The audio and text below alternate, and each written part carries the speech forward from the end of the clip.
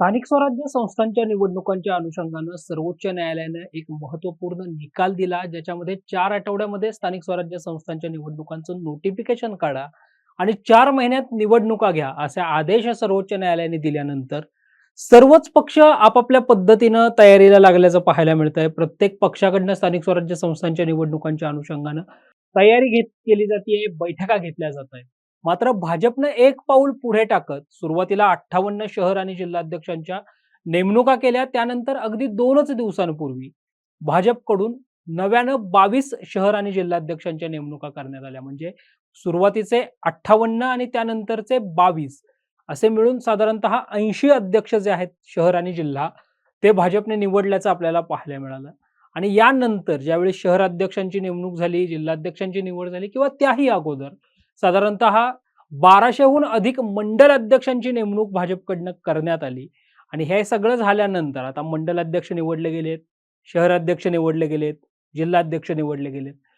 नव्यानं प्रदेशाध्यक्षांची नेमणूक कधी केली जाईल किंवा मुंबई भाजपच्या अध्यक्षपदाची नव्यानं निवड कधी केली जाईल, मग कुणाची नावं चर्चेत आहेत, या सगळ्याचा आढावा आपण या व्हिडिओच्या माध्यमातून घेणार आहोत.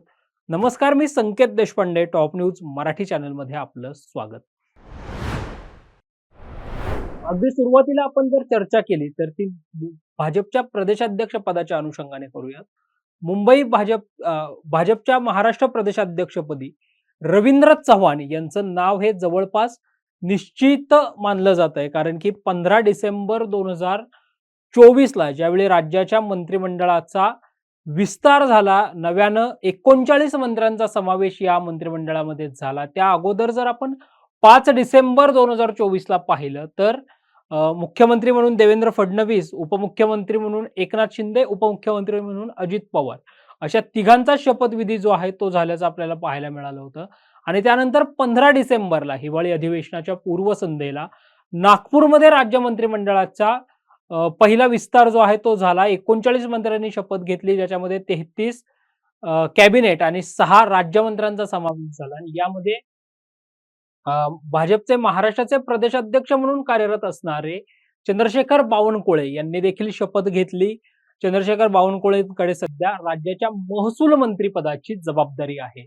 आणि चंद्रशेखर बावनकुळेंचा मंत्रिमंडळामध्ये समावेश झाल्यानंतर अगदी 15 डिसेंबरला ज्यावेळी ही बातमी प्रामुख्याने आली की चंद्रशेखर बावनकुळे हे राज्याच्या मंत्रिमंडळामध्ये मंत्रिपदाची शपथ घेणार आहेत, त्यावेळीच रवींद्र चव्हाण यांचं नाव हे ते पुढचे प्रदेशाध्यक्ष असतील अशा चर्चा सुरू झाल्या होत्या. कारण एकनाथ शिंदेच्या सरकारमध्ये या अगोदर 22 ते 24 पर्यंत राज्याचं सार्वजनिक बांधकाम विभागाचं खातं किंवा ते मंत्रिपद रवींद्र चव्हाण यांनी सांभाळलेलं आहे. मात्र देवेंद्र फडणवीसांच्या सरकारमध्ये आता 15 डिसेंबरला जो शपथविधी झाला त्याच्यामध्ये मात्र रवींद्र चव्हाणांचं नाव नव्हतं. त्यामुळे त्यांना पक्षांतर्गत मोठी जबाबदारी दिली जाईल, त्यांच्याकडे प्रदेशाध्यक्ष पदाची जबाबदारी दिली जाईल, अशा चर्चा सुरू झाल्या. शिर्डीमध्ये जे साधारणतः 11 जानेवारी 2025 आणि 12 जानेवारी 2025 असं जे प्रदेश अधिवेशन शिर्डीमध्ये पार पडलं, त्यावेळी साधारणतः 11 जानेवारीलाच प्रदेश कार्यकारी अध्यक्ष म्हणून रवींद्र चव्हाण यांची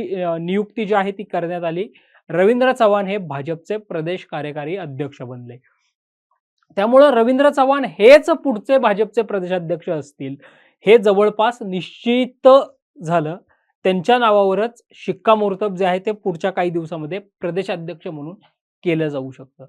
भाजपमध्ये जेवढी चर्चा ही प्रदेशाध्यक्ष पदासाठी सुरू आहे, म्हणजे रवींद्र चव्हाण तर जवळपास निश्चितच आहेत प्रदेशाध्यक्ष म्हणून, तेवढीच चर्चा ही मुंबई भाजपच्या अध्यक्षपदाची सुद्धा होताना आपल्याला पाहायला मिळते. कारण राज्याचे माहिती तंत्रज्ञान आणि सांस्कृतिक विभागाचे मंत्री म्हणून मंत्रिमंडळामध्ये आशिष शेलारांची ज्यावेळी वर्णी लागली, त्याच वेळी खरं तर मुंबई भाजपचा अध्यक्षही बदलला जाईल. मुंबईमध्ये भाजप भाकरी फिरवणार आणि अध्यक्ष जो आहे तो नव्याने नेमेल, अशी चर्चा सुरू झाल्याचं आपल्याला पाहायला मिळालं होतं.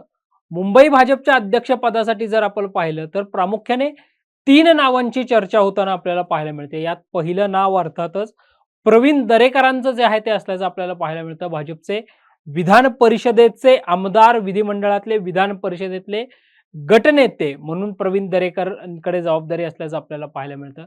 देवेंद्र फडणवीसांचे अतिशय निकटवर्तीय अशी प्रवीण दरेकरांची जी आहे ती ओळख असल्याचं आपल्याला पाहायला मिळतं. मुंबई बँकेचे अध्यक्ष म्हणूनही प्रवीण दरेकरांकडे जे आहे ते कार्यभार असल्याचं आपल्याला पाहायला मिळतंय. त्यामुळं प्रवीण दरेकरांचं नाव जे आहे ते प्रदेशाध्यक्ष पदासाठी चर्चेत आहे. मात्र प्रवीण दरेकरांचा राजकीय कार्यकाळ जर आपण पाहिला, तर महाराष्ट्र नवनिर्माण सेना व्हाया बीजेपी असा त्यांचा राजकीय कार्यकाळ जो आहे किंवा राजकीय कारकीर्द जी आहे ती असल्याचं आपल्याला पाहायला मिळतं. त्यामुळं प्रवीण दरेकरांच्या नावाला काहीसा पक्षांतर्गत विरोध जो आहे, तो देखील होण्याची शक्यता आहे. दुसरं नाव जर आपण पाहिलं आणि हे नाव हे मुंबई भाजपच्या अध्यक्षपदासाठी सर्वात प्रबळ नाव म्हणून पाहिलं जातं. प्रबळ दावेदार मुंबई भाजपच्या अध्यक्षपदासाठी पाहिलं जातंय. ते नाव आहे अर्थातच अमित साटम यांचं, जे अंधेरी पश्चिम विधानसभेचे आमदार आहेत. याशिवाय मुंबई भाजपचे सरचिटणीस म्हणून अमित साटम यांच्याकडे पाहिलं जातंय. भाजपच्या थिंक टँक मधला नेता, शांत, संयमी, धोरणी म्हणून अमित साटम यांच्याकडे पाहिलं जातं. विधिमंडळामध्ये सुद्धा आक्रमकपणे प्रश्न विचारणारे आमदार म्हणून मतदारसंघाच्या दृष्टिकोनातून अतिशय आक्रमकपणे प्रश्न मांडणारे आमदार अशी अमित साटम यांची ओळख आहे. पक्षांतर्गत काम, एक थिंक टँक मधला मुंबई भाजपच्या नेता म्हणून अमित साटम यांच्याकडे पाहिलं जातं. त्यामुळं त्यांचं नाव सुद्धा मुंबई भाजपच्या अध्यक्षपदासाठी जे आहे ते चर्चेत असल्याचं पाहायला मिळतंय. मुंबई महापालिका निवडणुकीच्या दृष्टिकोनातून एक मराठी चेहरा जो आहे तो अध्यक्षपदी असावा या दृष्टिकोनातून सुद्धा अमित साटम यांच्या नावाची चर्चा जी आहे ती केली जातीये. खरं तर आपण मुंबई भाजपच्या अध्यक्षपदाविषयी बोललो तर आशिष शेलार यांच्याकडे साधारणतः 3 टर्म मुंबई भाजपचं अध्यक्षपद जे आहे ते असल्याचं पाहायला मिळतंय. 3 वेळा आशिष शेलार हे मुंबई भाजपचे अध्यक्ष झाले. 2014 ते 2019 या कार्यकाळामध्ये शेवटच्या टप्प्यामध्ये जो मंत्रिमंडळाचा विस्तार झाला होता त्याच्यामध्ये आशिष शेलार यांची राज्याच्या मंत्रिमंडळात वर्दी लागली. त्यावेळी क्रीडा आणि युवक कल्याण खात्याची जबाबदारी ही आशिष शेलारांच्या खांद्यावर होती. त्यावेळी मंगल प्रभात लोढा यांची मुंबई भाजपच्या अध्यक्षपदी जी आहे ती वर्दी लागल्याचं आपल्याला पाहायला मिळालं होतं. मंगल प्रभात लोढा हे मुंबई भाजपचे अध्यक्ष झाले होते. मात्र आता जर आपण पाहिलं तर मंगल प्रभात लोढा हेही राज्याच्या मंत्रिमंडळात आहेत, आशिष शेलार हेही राज्याच्या मंत्रिमंडळात आहेत. त्यामुळं मग अमित साटम असतील किंवा प्रवीण दरेकर असतील या नावांची चर्चा जी आहे ती अध्यक्षपदासाठी होताना आपल्याला पाहायला मिळते. प्रामुख्याने तिसरं नाव जर आपण यामध्ये पाहिलं तर ते येतं सुनील राणे यांचं. बोरिवली विधानसभा मतदारसंघाचे माजी आमदार आणि मुंबई भाजपचे सरचिटणीस म्हणून कार्यरत असणारे सुनील राणे यांचं नाव सुद्धा मुंबई भाजपच्या अध्यक्षपदासाठी जे आहे ते चर्चेत असल्याचं आपल्याला पाहायला मिळतंय. ज्यावेळी खरं तर संभाव्य मंत्र्यांची नावं समोर येत होती, संभाव्य मंत्र्यांच्या चर्चा होत होत्या आणि आशिष शेलारांची मंत्रिमंडळात वर्दी लागणार अशा चर्चा ज्यावेळी होत्या अगदी 15 डिसेंबरच्या आधी आपण पाहिलं तर त्याच वेळी सुनील राणेंचं नाव सुद्धा मग पुढचे मुंबईचे अध्यक्ष म्हणून सुनील राणे असतील अशी चर्चा जी आहे ती सुरू झाल्याचं आपल्याला पाहायला मिळालं होतं. त्यामुळे सुनील राणेंकडेही प्रबळ दावेदार म्हणून मुंबई भाजप अध्यक्षपदासाठी पाहिलं जातं. याशिवाय प्रसाद लाड जे भाजपचे विधान परिषदेचे आमदार आहेत त्यांचं नाव सुद्धा चर्चेमध्ये असल्याचं आपल्याला पाहायला मिळतंय. अर्थात आता भाजपकडनं प्रदेशाध्यक्षांची निवड कधी होते, मुंबई भाजप अध्यक्षपदाची निवड कधी होते हे पाहणंही महत्वाचं आहे. याशिवाय देश पातळीवर राष्ट्रीय अध्यक्षांची निवड देखील भाजपकडनं केली जाणार आहे. कारण जे पी नड्डा यांचा राष्ट्रीय अध्यक्षपदाचा कार्यकाळ जो आहे तो संपलेला आहे. त्यांना खरं तर एक्सटेंडेड मुदतवाढ जी आहे ती देण्यात आलेली होती. मात्र आता जे पी नड्डा अर्थात जगत प्रताप नड्डांकडे केंद्रीय मंत्रिपदाचे केंद्राचे म्हणजे आपल्या देशाचे सार्वजनिक आरोग्य आणि कुटुंब कल्याण मंत्री म्हणून जे पी नड्डा यांच्याकडे जबाबदारी आहे. भाजप अध्यक्षपदाबरोबरच राज्याच्या प्रदेशाध्यक्षपदाबरोबरच राष्ट्रीय अध्यक्ष देखील जो आहे तो देखील निवडला जाण्याची शक्यता आहे. ती प्रक्रिया देखील येत्या काही दिवसामध्ये सुरू केली जाणार आहे. अर्थातच मुंबई भाजपच्या अध्यक्षपदी कुणाची वर्णी लागू शकते, तुम्हाला नेमकं काय वाटतं हे देखील तुम्ही आम्हाला नक्की कळवा. अशाच ताज्या आणि महत्त्वपूर्ण बातम्यांसाठी पाहत राहा टॉप न्यूज मराठी, आपला महाराष्ट्र आपली बातमी. टेक्निकल आणि इंजिनिअरिंग एज्युकेशन देणारी नामांकित university B.Tech electronics and computer engineering 2025-26 या शैक्षणिक वर्षासाठी रजिस्ट्रेशन सुरू.